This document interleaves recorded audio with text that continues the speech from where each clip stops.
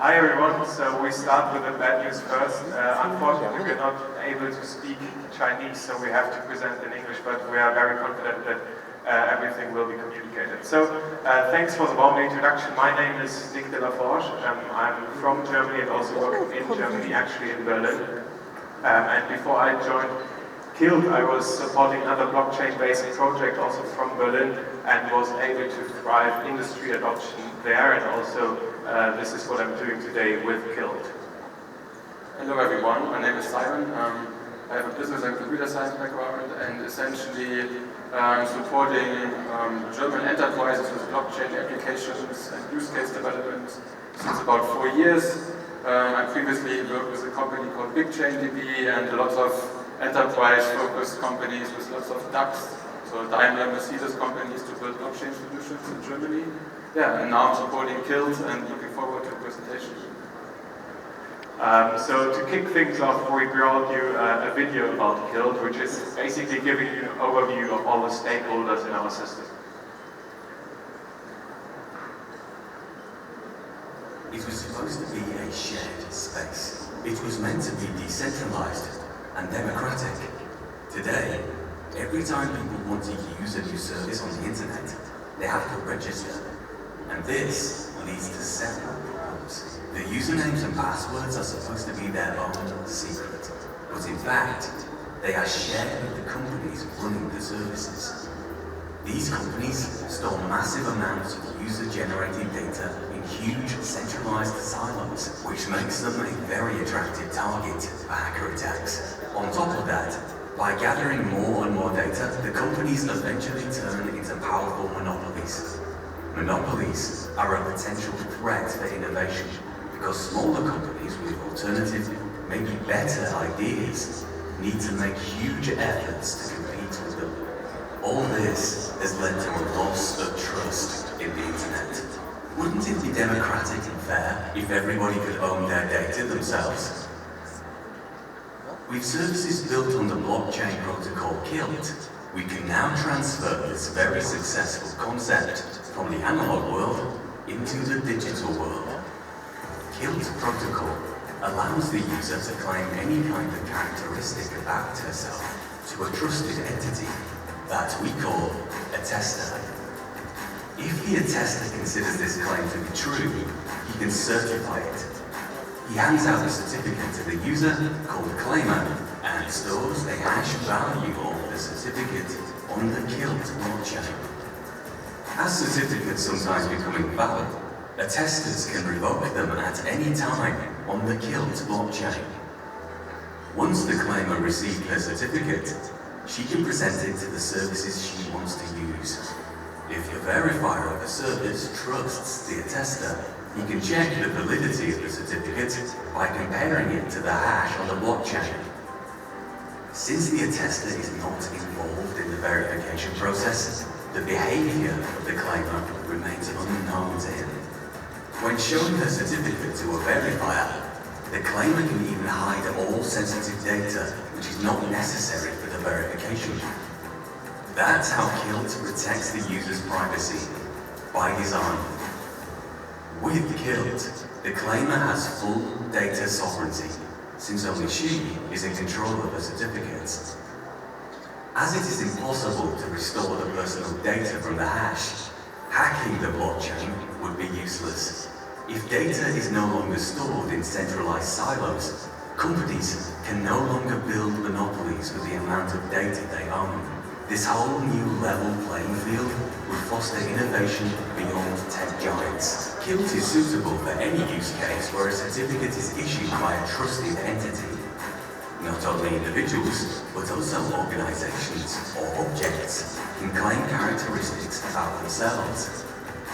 Since those claimers only choose attesters who are trusted by many verifiers, KILT establishes a market where trust can be monetized and creates countless new business opportunities. KILT is the missing technological link between the growing need for self-sovereign data and interoperability and the actual solutions. It is now in the hands of political and business leaders to provide society with alternatives to platform registration processes on service and app level. Let's build the next generation internet.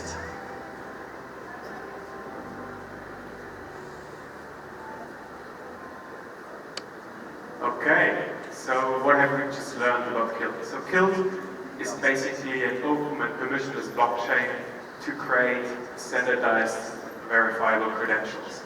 So these standardized verifiable credentials can of course not only be used for identities but also for objects, potentially AIs, for services, etc. Why we do this it has a lot to do with the jurisdiction that we operate in. So since we are based in Europe, we have to comply with GDPR, and this is actually true for every company which is in touch with European citizens. So we've already heard something about GDPR earlier today, and GDPR potentially has tremendous impacts on your business if you're not complying with it. The paper dictates that you're able to receive penalty up to 4% of your yearly revenue if you're not complying with GDPR. KILT basically helps you to become GDPR compliant by relieving companies from data that they actually don't want to hold. Beyond that, we see KILT as a substantial building block of the Polkadot ecosystem in the sense that we foresee KILT to become exactly what it is supposed to be, the creator of standardized verifiable credentials within that ecosystem. So KILT itself is coming from the publishing industry, and we are very much enterprise focused. We have had our mainnet launch in May this year, so we are on the market for 3.5 months or so. And since then we have been able to receive quite a lot of LOIs from different enterprises who are willing to build on KILT, actually pun intended at this pace. And over that we are also strongly working with different developers from different communities. The general paradigm of KILT is that we want to enable other businesses to build on trust. So this is our primary paradigm, which we proclaim, that we enable other companies to do exactly what they want to do, which is to build new businesses. And to show you that, we brought you one demo today, or one use case, which is demonstrating a bit further how KILT is working. To give you some background on that, we brought a case which most likely a lot of you can relate to. So in Germany, we have 33% of the people who are actually allergic to something. Over that, 7% of the global population suffer from an allergy which needs medication when they consume something which they are allergic to.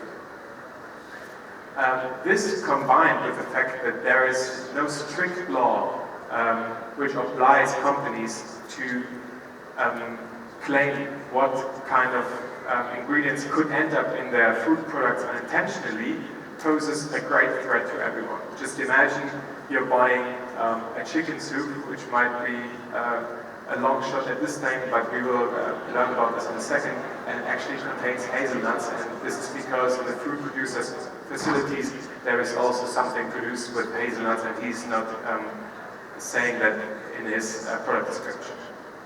So, giving over the speech to Simon here. Thank you, Nick. So I will try to give you a demo today. I had to record a couple of screencasts, which will follow in a minute, because I wasn't sure how well the demonstration, if I was going to do it live, would work. So yeah, forgive me if there's some lags with the video later on. So let me explain to you the use case first. So for a few months already, we have been working with some government agencies from Germany, one of them being the DLG, which is essentially the very large organization supported by the German government, responsible for food ingredients, for certifying agricultural machines, but also all the production processes in Germany when it comes to food. So essentially what we want to show you with this demo today is how an end-to-end use case would look like that you build on KILT. So first of all, at step one, we have a product which is produced by a food producer. This product makes an allergy claim. Nick was mentioning the chicken soup. So the chicken soup would say, okay, I am not, we have ingredients that are allergic for example, hazelnut. We then send this claim to the verification or certification entity, which then goes through the internal testing procedures as an already trusted entity and writes this test digitally to the blockchain, sends back the attested claim, but also sends back the certificate to the food producer. the product itself can then push this credential to a verifier app. So this is essentially an end-user app that I can use to look at food that I want to consume if I have any allergies, and that I can see companies that have been verified by the state or different entities. In the back you have digital verification service running that you can then use to check these credentials on the KILT blockchain. So KILT is specifically focusing on the certificates. I will now jump into the videos and first of all show you how this thing looks like from the food producer UI, secondly from the app verification app, and then thirdly how everything is built on top of KILT and our testnet. So we can play the first video. Okay, here we go. So essentially you start by creating an ID and a claim for your food producer company. You then essentially want to ask for a certificate for the company itself that has been certified as a food producing company. You can see it has claimed some KILT coins, so it needs to attest specific attributes, and now it wants to essentially declare some products for allergy free. So it will try to get some products. So you can see it's still pending a certificate. We created a product, tomato soup with a EAN code. It's a soup, it has specific allergens that are claimed, which are soy, hazelnut, and peanut. We then create a product ID. We have to now also basically attest that this product ID is part of this company. So we fast forward a little bit, the company has been certified in the green symbol indicates a small part of the balance has been taken. We now list up a group of different soups or products. We can then see that the noodle soup has been rejected with a red light. Chicken soup has not yet been certified. Tomato soup is still yellow and pending, and kimchi soup has already been certified. Now we want to get a certificate for the chicken soup. And essentially we claim that this soup has some allergens in it. There's a company name, the product category again, and we now ask for the certificate. It's sent to the DLG. We then receive a green light at some point, and we fast forward again. Once this soup has been then certified, we can now send the certificate to a publishing house or to a verification app, to any other third-party provider. So this is the first part, and now we can see the end-user application. So I can scan the barcode, I can search for a product or a company, and I can now see which products have been certified by an actual trusted government agency. So for example, the red ones have not been certified, so I should avoid food from them. I can see here that the Irish food manufacturing company has gained a certificate from company XYZ, and it's a noodle soup. I can now have a look at the noodle soup. It has essentially allergens and unwanted allergens, or could be interesting for vegetarians. I can have a detailed look there of who gave the certificate, if it's still valid, or if it has been revoked. And yes, so this is essentially my end-user application that I need if I'm a vegetarian or I have any allergies. Let's have a look at the website of KILT and how this actually looks like in real. So this is, you can go live and you can do the same thing right away. It's all completely open source. So we also works in China. Also works here, we tried it out. So we have a developer playground. Everything is on GitHub at the moment with the SDK, so you can build your own applications. It's all completely open source. It's an open and permissionless blockchain, so the meshnet is our first testnet version leading up to the mainnet. So let's have a look at the demo client. We set all this up in the backend. So essentially I already did some work beforehand for the sake of the demo. So I have the food producer again, the DLG again. I can add an identity just for test purposes to show you how this works. So I have this verifier app, for example.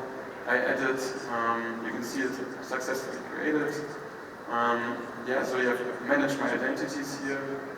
I can jump into different roles and essentially request some tokens so that I can interact with the blockchain. These are test tokens, of course. So I add the address, go to the faucet and request tokens. I can now register my new identity. I've received 500 KILT coins as test tokens. So let's go into the use case again. The food producer and the DLG have already been created. We now have a specific concept that we call, you will see it in a second, we call C-types. So I go to the DLG, which created a specific data format, a data standard of how such a certificate should look like. So you can see I have different certificates, or certificate types, C-types. I'm looking for my allergy certificate that I created previously. So it's their allergy testing certificate. How do I create such a C-type? Essentially, you can see it's an identifier. I can give it a title. It can be for anything. I add some data fields, name, allergy, properties, whatsoever. I can go back to the food producer, and now I have my different soups that I want to claim. The chicken soup has already been tested, kimchi soup has been tested, and now I want to check out another soup. So I search for my seed type again, my data structure, so to say, or my standardization. I then have a chicken soup 2, for example. I add some substances. And now I want to get attestation because I don't have it yet. So I choose the DLG because it's the trusted entity for the attestations for this use case. I go back to the DLG view. It receives a message requesting the certificate. I now want my internal laboratory processes to actually test the soup. Once it has been tested, I go back, I add some data, write it on the hash. On the blockchain here you can see Imperative Substrate is actually running live, and it has, attestation has been live created.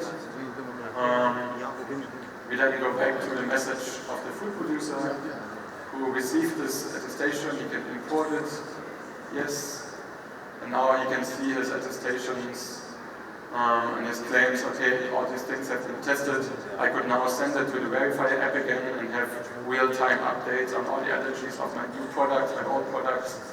And if something is wrong with my soup, for example, I can also have the DLG revoke it. So if someone from the public comes and says it's actually not allergy-free, I can revoke it. Yeah, and this is essentially the use case that we wanted to show you, which also applies for many other things that we will talk about. Yeah, thank you quite a lot. So we've just learned that, and we've learned that this is providing transparency in some cases where there hasn't been transparency before. And in the beginning I was saying that what KILT is doing is not only true for human identities, seeking my driver's license, but could also be utilized in other parts. So we've just learned about one example, which is the food ingredient registry, but we're currently also working on other use cases. So one, for example, is a single sign-on where I have a sign-on with myself. It lays in my wallet, and whenever I try to log into some form of online portal, maybe a social media platform or whatever, I could just present my credentials and then just put them back into my wallet. So it's about data sovereignty here. Another use case is from the medical world. We call it the medical prescription fraud case. And here we want to make sure that prescriptions which once have been legit are revoked after one-time usage so that they can be used a second time, which is also a ginormous market. And then we are also working on a use case right now which we call the double opt-in for newsletters. So here it is about that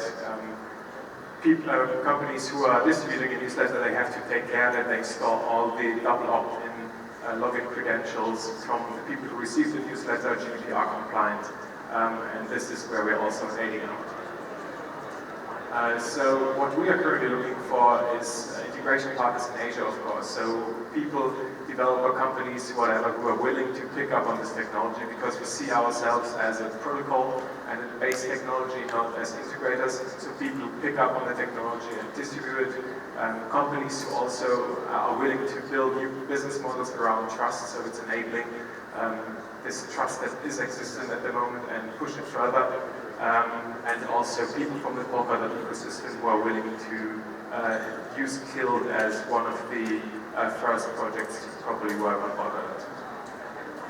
So other than that, I think I only have to say thank you very much for your time and speak to you later.